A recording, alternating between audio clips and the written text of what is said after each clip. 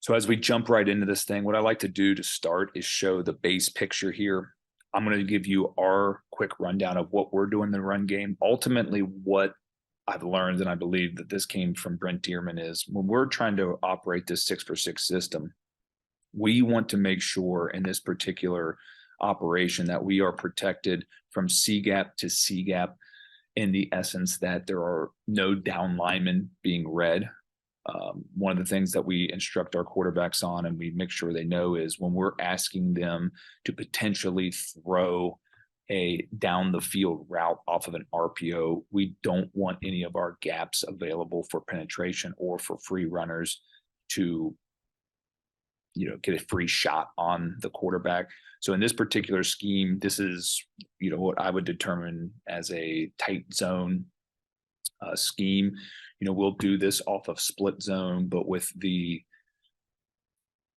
tight front and all the things that are accompanying it, we've really gotten into this same side split zone, if you will, where we're using our backside wing, hip fullback, HY, whatever people are calling it. We call it a U as our utility back, who is going to secure the C gap, whether it is a 4-eye working back out or he's going to work a double team. And if that 4-eye decides to play the B gap, he is going to work up in a double team manner with that backside tackle to secure that inside linebacker. Against these odd fronts, we'll push this zone out to the nearest overhang, which allows us to get an angle on this 4-eye, a second hand, and then we'll work to secure that. And then this inside combo is coming on this nose up to the number 1 linebacker. What we're trying to do with this is ultimately, no matter where our launch point for our tailback is we want to attack the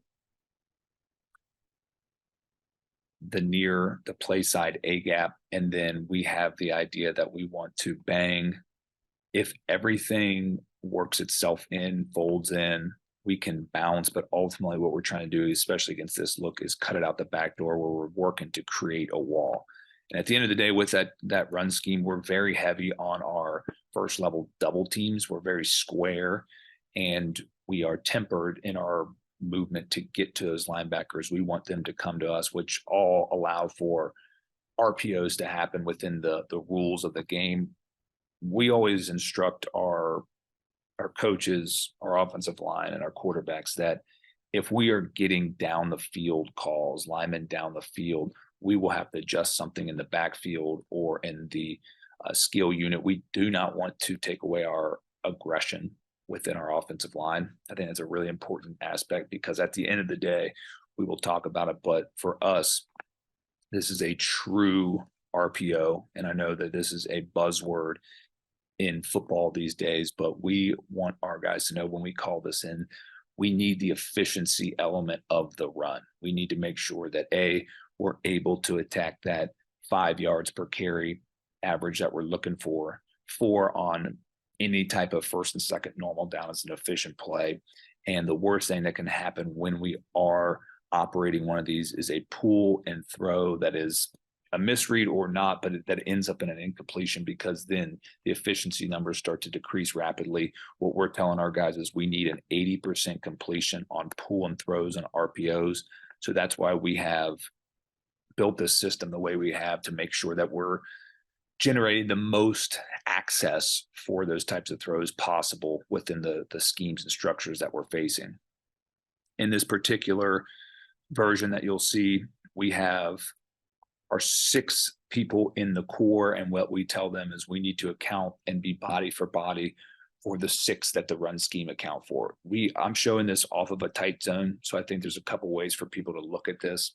Obviously, I like this a lot because it's very secure, it's very square, it's stable, it's gap sound, it accounts for it, and it gives the tailback freedom to run an inside zone track. I'm sure there are good examples of this within a mid zone, within an outside zone, and within the gap family, but this is just the one that we teach on day one. It's our attitude play in the run game that we're going to call multiple times a game. So this is what we build it off of. But I do think you can watch this presentation knowing, okay, we have a different version of a 6-for-6 run that we can accompany to this mindset in the RPO game.